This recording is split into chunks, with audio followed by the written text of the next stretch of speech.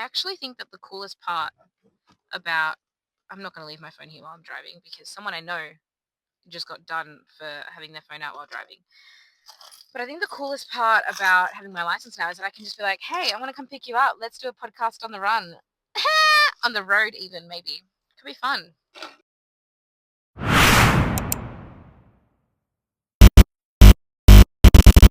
I'm going to take Beck to have some of my cultural foods. I don't think she's ever had like a South American barbecue before. I found Beck! She's mic'd up. We're mic'd up. It's going to be good. The black one in the middle. That's what I think we do so we can share it. Oh, yeah. Hiya. Can I get an asado board, please? Both. Is that okay? Yeah? Beck, what do you want to yap about when we finish eating? Oh, hang on. Where are they from? Australia. Sorry. Nothing's changed. Just because we're out and about. Um, She's still just ignoring me. Chat, am I muted?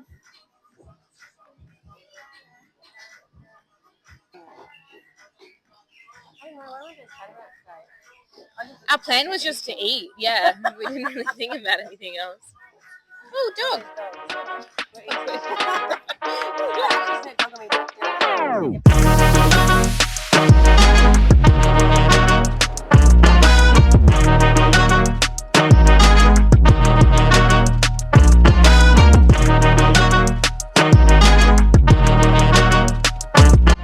The food has arrived. You ready? 1, 2, 3.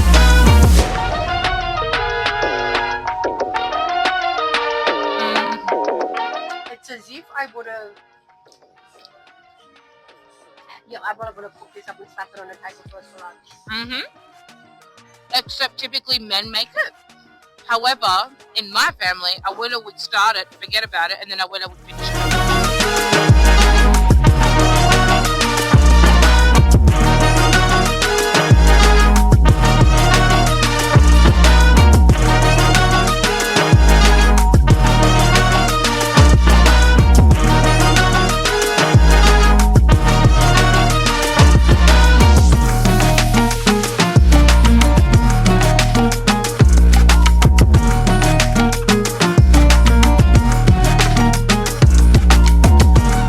Asado, this is called asado. Oh, okay, what's that mean? Asado is barbecued. Okay. But when you talk about asado, typically it's beef. Mm. Although they do have chicken asado too.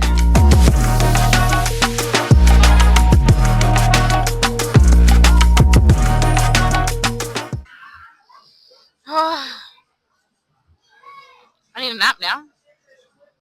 How do you feel, Beck, being Latin American for the day? Definitely full.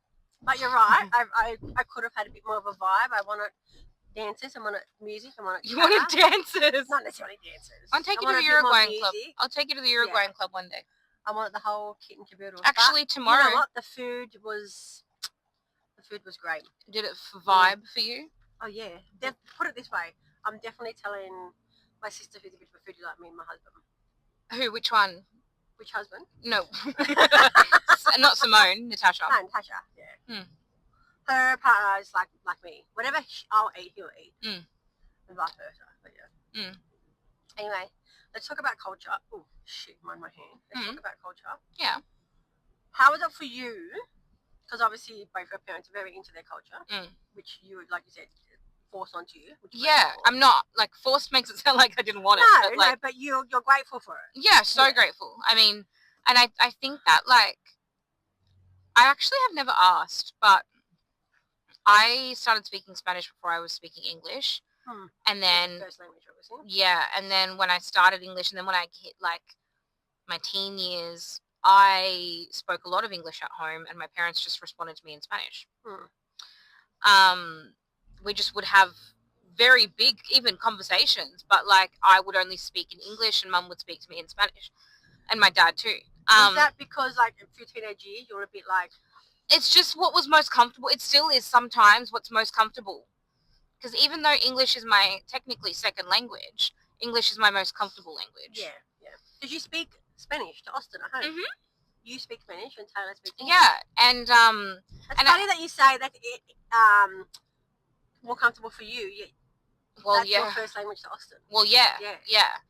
And for many reasons, I'm just really grateful because, like, I didn't realize, and I don't think my parents realized, because nowadays, I'm going around in circles, but what I'm trying to say is that, for example, okay, let me give you this example. I made a friend at play group that we go to. With Austin. And they have a little boy, this dad. That's right, this dad has a little boy. I don't think that's going to stay there. No, probably won't, but I can hold it. You're going to try? Okay. I can hold it. Okay. And he said to me, look, I don't want to be offensive. I'm very curious. How are you finding, because he obviously heard me speak Spanish to Austin. How is he finding with two languages? Is he getting confused? And I was like, no, he's thriving. Was this dad, This dad, yeah, he did. He said he spoke Fijian. Yeah. And he purposefully did not speak Fijian to his son because he thought his son would grow up confused. And I was like, you're dead wrong. I'm sorry. With so much respect, like, you are dead wrong. Like, Austin is not confused. Austin just knows. I wonder if at any point did he think about his childhood? Well, I don't know. Yeah. I don't know. But a lot of the time people assume that bilingual kids are growing up confused and not knowing what's going on. But to them, it's like they just don't know any different. Yeah. I saw a TikTok video the other day of a trilingual family. I've seen that. And I reposted it, and the little girl was speaking, I think, French to her mum and Italian to her dad, and then they spoke English all together. Yeah. And, like, she just knew no different. Yeah. You know what I mean? And she knew how to switch between the two. And she was comfortably switching between three languages, right? I don't think that there was ever a point in my parents' parenting journeys where they thought this is going to confuse our daughter. I don't think they ever considered that. They just were like, oh, that's what we're just going to do, because for them it was easy and comfortable to speak in Spanish to each other, and English just came to me when I started school because I had no fucking choice. We live in an English-speaking country. And I think I say this as someone who is privileged enough to speak Spanish or speak the language of the culture that I am a part of.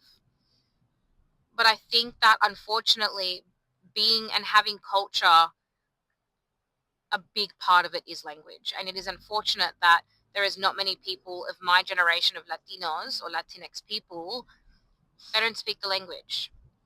And that's because their parents never taught them. It's not their fault. It's their parents' fault. But I think that culture comes with language, in my opinion.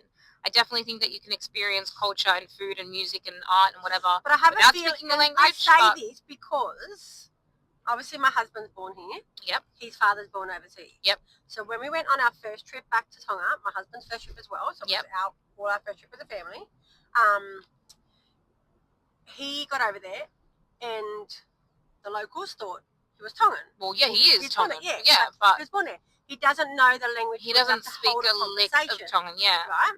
You know, little bits and pieces, but if you're having a conversation with him, he's out. He's gone, yeah. My kids probably know more than him at this point. So we get over there. He's asking for the Department of Affairs so that we can go to get a tourist license. Oh, yep. He's asking them. They then respond back to him in Tongan. We only got policy and license. So we knew something to do with the PlayStation and license. He then walks away, and I said, did you understand any of that? And he's like, nope. Not a thing.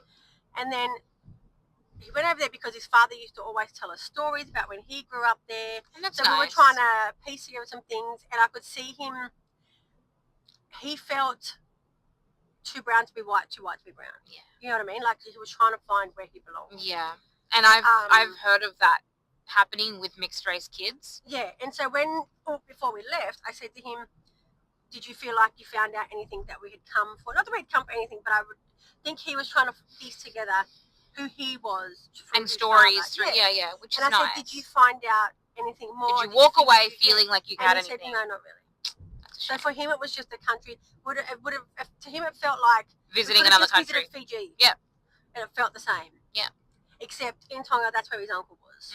So it didn't feel like home.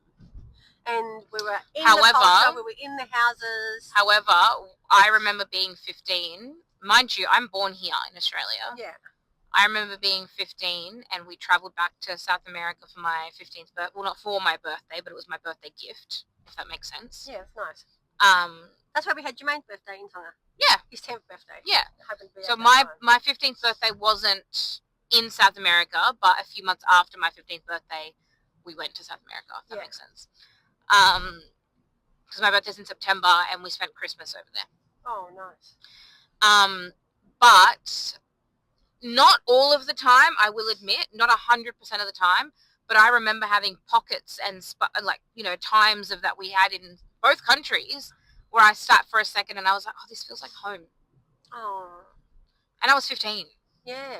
And if you think about it when you're trying to find your feet in a given time. Yeah. You're in a whole new country that you're born in. Correct. And not everywhere we went. No. And not at all times, but there was definitely moments where I was like, oh, this feels like it's healed something inside me. And I was young. I was 15.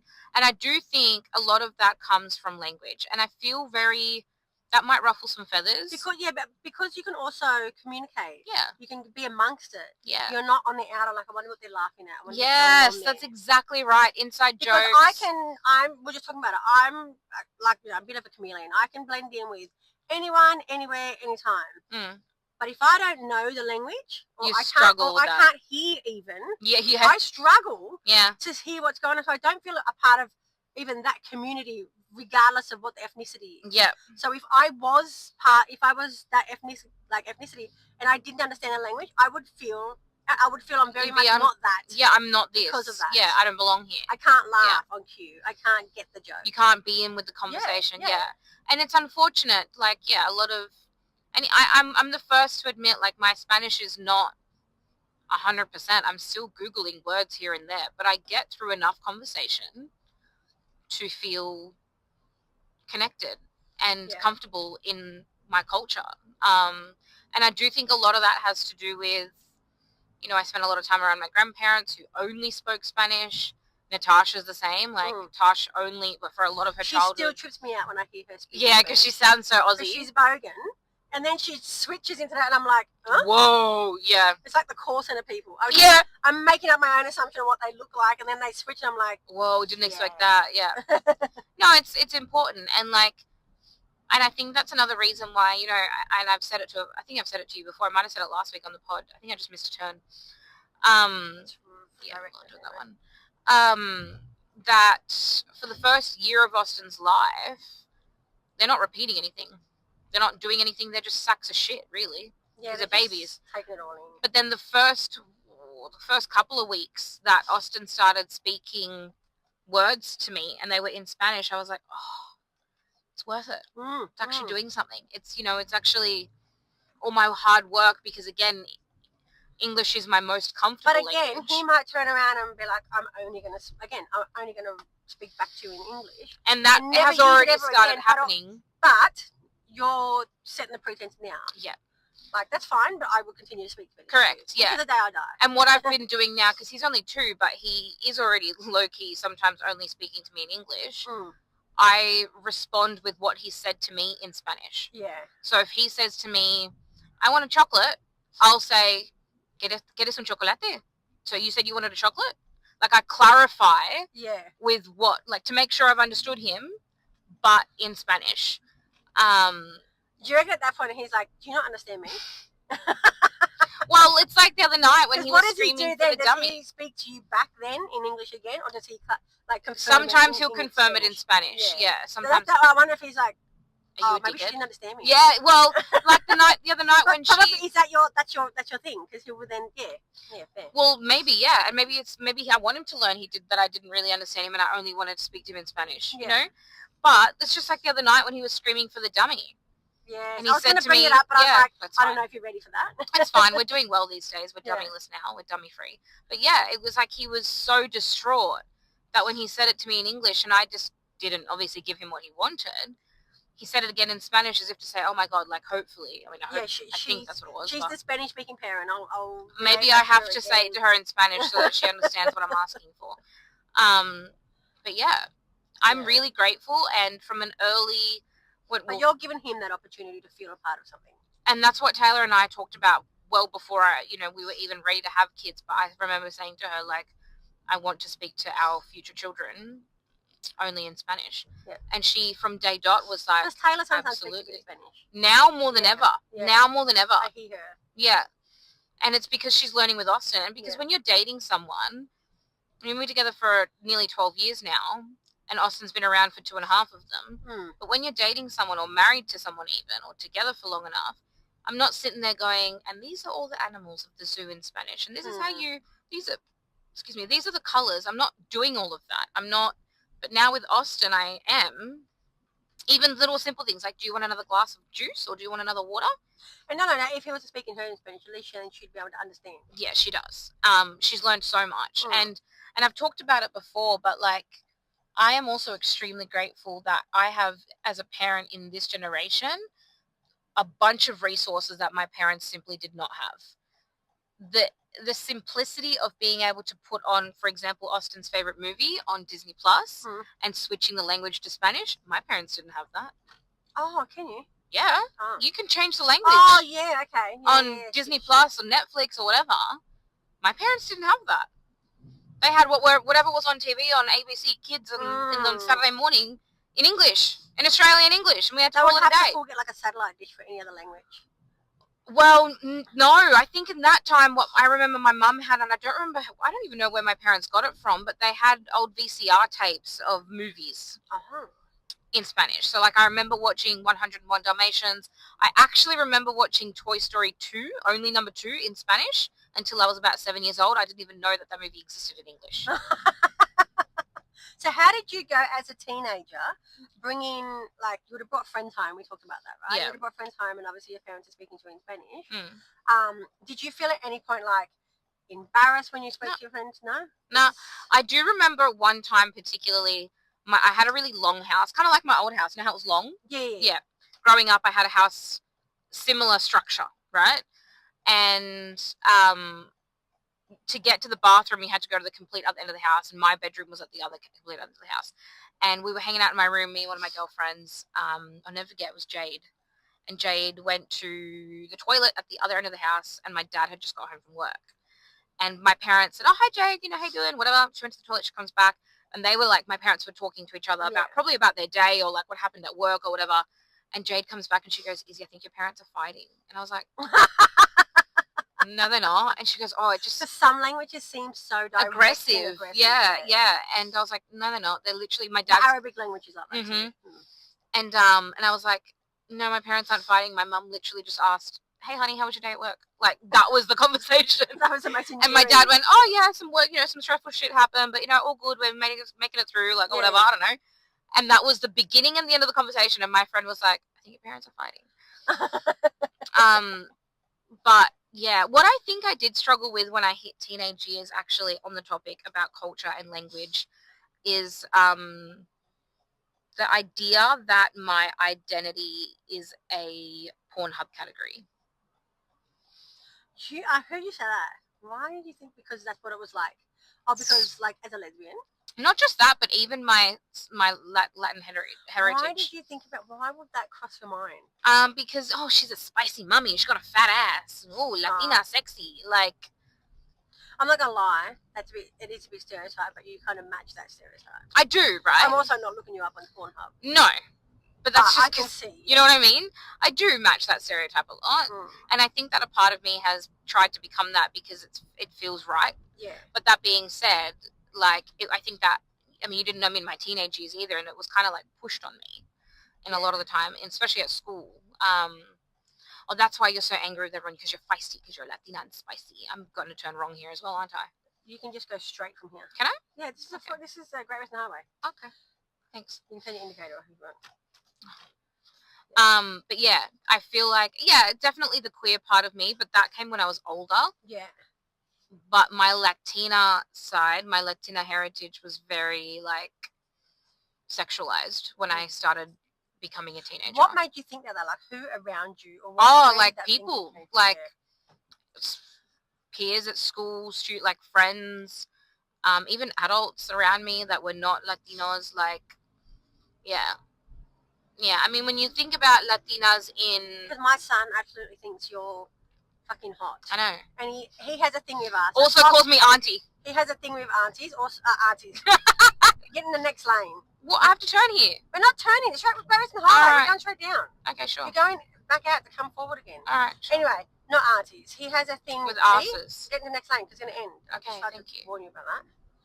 He has a thing with asses, obviously, given Annabelle. Right? So he's like, oh, fuck, Izzy's hot. She's a fat ass. I was like, that's cool, but just let you know that Izzy's not one bit interested in you. You rather wrong sex. Yep. For starters. Wrong plumbing. Sorry, man.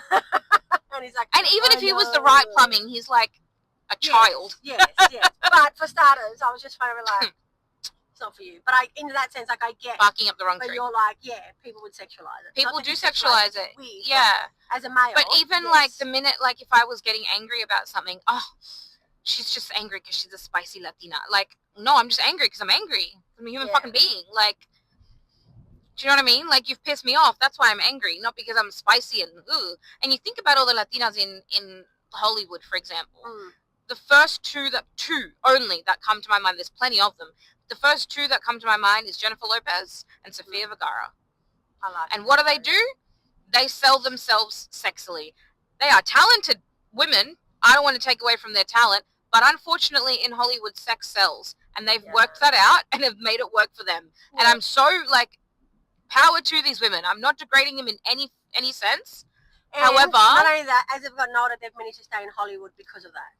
You bet your bottom dollar back. Because most women hit 40, 50, and it goes downhill for them. Unlike the silver foxes. Correct. You know what I mean? It's all over for the women. Yep. The guys get to stay because they are older. Absolutely. So I think they've worked out how to make Hollywood sustainable. They make it work for them and to keep them in a career. But unfortunately, feeds their family. You can't. Yeah, it feeds their families. And if you can't beat them, join them. Like it's. Do you know what I mean? But it does in turn give. It's a men's world. You better. Like that's exactly right. That storm. That's right. Yeah. So I did feel really like sexualized growing up, and then I kind of. Do you know where you are now? I'm following this. I don't know where I am. We're coming past the zoo up here. Okay, cool. Sure. Yeah. I don't know where I am. Oh, I never know where I am. I don't know where I am. Yeah, right. I just rely on this. Oh, okay. I don't know where I am. I look for landmarks everywhere. I don't. So when I was going to work at Bankstown, I would look for, that's the NDIS hub. Okay. So I would know, okay, I'm on my way there. Not a fucking clue. Okay. I trust this and I don't know anything. Maps, but No, I don't know where I'm going. Okay. I haven't the faintest idea. I have my accent up there. Yep. Well, I came to the zoo 2 days ago. Yeah, so. But we're going straight, we follow this straight all the way out now. Okay, cool. Good. Yeah. How did you feel meeting Chris and then being like, whoa, culture? Because his family, even though he's not very super cultured, his family was, right, or is? It's very much a white household. Okay. So when I met him, my family's probably more cultured in the Tongan part than Chris's family. Oh, yeah, that's right, because you have a whole ass brother that's Tongan. Yeah. So we knew from, like, his dad and around them and what that sort of looked like, right? So is your brother's dad super cultural? Well, he was not super cultural, but he's full Tongan. But we knew what was going on. But his cousins were more cultural, who we knew before him. Gotcha. So we knew about all that. Anyway, so I done my Holy Communion with Tongans in a Tongan church. Didn't know that. Yeah. My daughter's brother. Yeah, my daughter just found all my photos when I was going for the photo album. And she's like, what? Like, I had done it in a Tongan church. So here I was mingled with a Tongan before my own kids. Before you even married a Tongan. That's cute. But yeah, so when I met his family, I made the assumption, obviously, well, they're all Tongan, which he did say his mum was white, but I was like, like my mum's white too. So how different can it be? Yeah. You know, completely different. It's very much a white household. Yeah, his dad kind of left the culture behind when he came here. And that's a really fascinating thing. The only thing they had was his grandfather living with them, who only spoke Tongan, couldn't speak English. It's a really fascinating thing. Yeah, so they would speak Tongan back to him. I think it's really interesting how Latinos, from what I understand, I'm not going to speak on all cultures because I don't know, but from what I see and how I compare other families, Latinos are one of the only people or community of people that come to Australia and don't forget where they come from. Well, I don't want to say forget, but like don't bring culture with them. But they do bring culture with them. Sorry. So like we have our own foods, we have our own like restaurants, like, you know what I mean? Like I find that there are a few other European cultures especially that they left their home country and they're like, we don't know anything about that anymore. We're in Australia. We're going to be Australians. We're going to blend in. We're going to make sure. And I think that it's sad because it comes from not wanting to look or come across as different. And it doesn't, they maybe want to avoid some racism or mistreatment. But like, Latinos didn't give a fuck. They were like, take me or leave me. I'm here and I'm Latina or Latino and that's it. I think now they're starting to become, for example, in the way of culture, when Jermaine was going to primary school, they only had like, for the Aboriginal kids, like a little radio station set up for the school. That was it. I don't remember seeing a lot of Islander kids in the school as well. And when George went through the school, they had Pacifica classes, the yarning circle, so they've got all that for the kids that a lot of kids weren't involved in their culture. So Georgia does a lot of the dances and stuff like that for them. Now in the high school, they've got classes for the African children to get involved in culture. They've got Aboriginal ones. They've got the Pacific kids. That's really They've got a few different cultures going on there. Yeah. So it's not completely left behind. Of course, like anything, it's a bit optional what you want to get into. But I think nowadays, when I was going to school, there was nothing. You didn't hear of anything like that. Nobody wants to stick out like dog balls. Yeah. But now they're getting more into it. So I think our generation is saying, hey, either we don't know too much about it or we're losing it because there's kids out there that, let's be honest, there's a lot of Islander kids with Islander dads and the mums are white. And it's kind of like washing out that culture for them. Yeah. So I think that's good that they're learning some culture there. I do think that my generation, especially of Latino kids, like I said, I think I said to you before, like there's not a lot of my generation of kids that speak Spanish, for example. Yeah. But still very much claiming their Latino heritage, which is great. They absolutely should be. They absolutely should be claiming their culture, even though they don't speak the language. The same as Georgia. Like, Georgia doesn't speak a shitload of Tongan, but she's proud to be Tongan or half Tongan. Do you know what I mean? Like, but in saying that, they're no more Maltese than they are Tongan. You would never know. That's right. And I probably know more about, like, the same amount about my culture as my husband does. Yeah. Yet they will only tell you as if they were born and raised in Tonga. Yeah. I wonder if that has something to do. They also forget that they're born, that they're Australian. Yeah.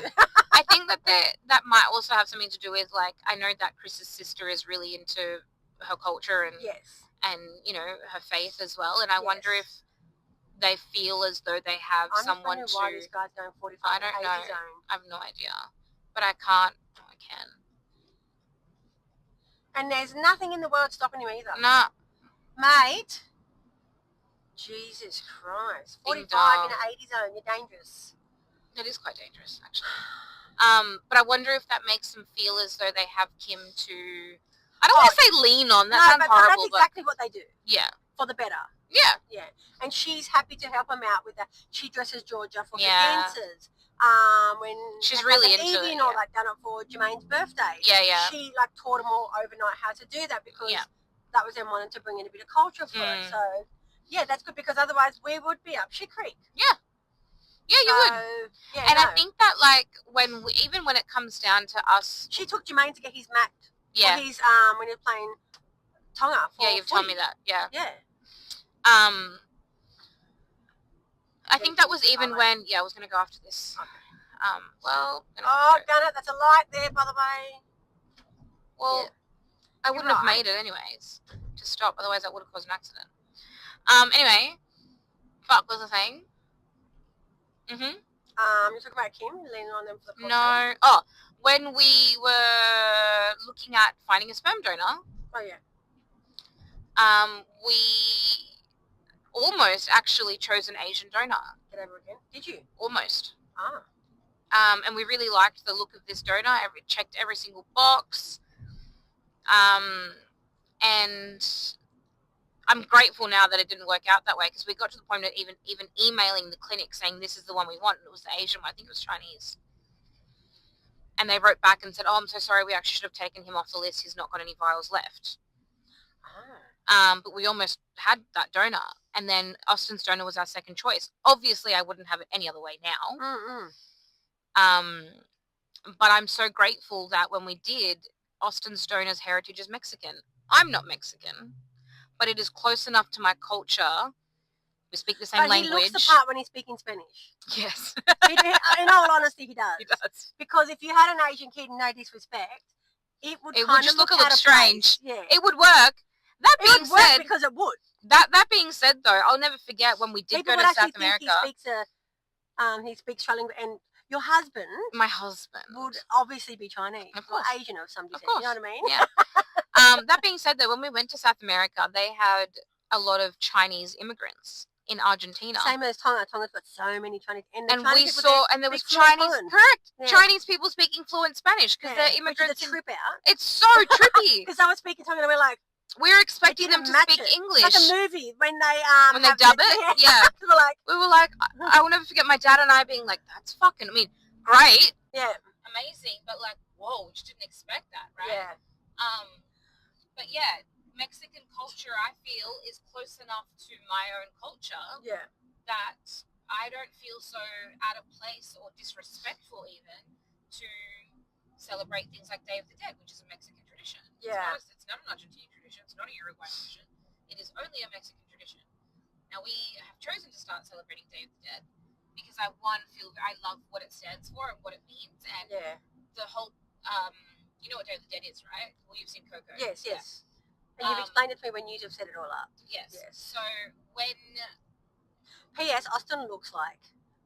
George, we've said that for ages. We're like, he is him. I dressed him as Miguel for Halloween. He is him. Before we started celebrating Day of the Dead, and when I was pregnant, and before we even thought about doing that, Taylor and I were very adamant that talking about our loved ones that have passed away with our kids is something we've always wanted to do. So then when Day of the Dead, when we realized, hey, Day of the Dead, we could start celebrating that day, and it means something to our culture, technically, now that Austin is Mexican. He's always been Mexican, but you get me.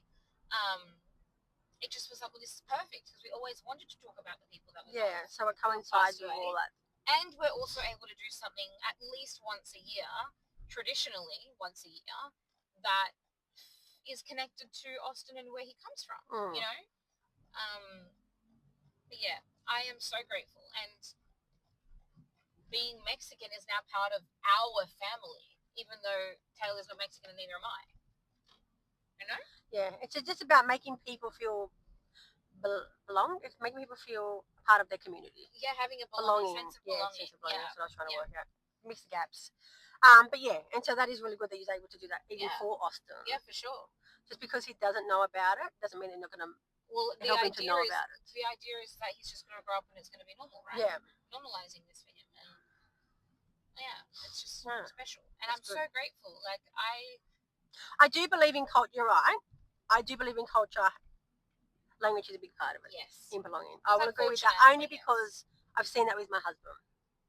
If he could speak it, regardless of how dark or how white or how he thought he looked, if he spoke it fluently, he would not have felt out of place at all. I have felt that because regardless if he knew nothing about his country or like his place of his father's birth, if the fact that he could speak it, he would have assumed that he would have just fitted in. Well, I have felt a little bit of how he's felt before about my appearance, because I don't think I look Latina. I don't. I genuinely don't think that if you look at me, you go, oh, she's Latina. I've had people say, oh, you're definitely something, but I don't know what. Yeah. And that's enough. And now I'm in this place of like Latinos. We don't. Hey, Arabics have spoken. Girls with hijabis on have like said to Chris, "Salam alaikum." Me too. And he's looked at me and I was like, "They think you're Lebo." Yeah. People have spoken to me in Arabic as well, and I'm obviously. I've had a plumber come to our house and think he's Maltese. Yeah. And I was like, "Yeah, everything by that, absolutely not." Nope. So he told me that somebody thought his older brother, one of his older brothers were Indian. I don't think he looks Indian, but I mean, I've never seen Chris's brother, but yeah, that's crazy. Yeah. So everything but of what they are. Yeah. I don't know. I'm super grateful. And when my grandfather was around, he used to say to me, oh, one day you'll realize how fortunate you are to speak both languages. And I used to be like, all right, whatever. Now he's dead. Oh, sorry. Now he's dead. And I'm like, he was right. Yeah.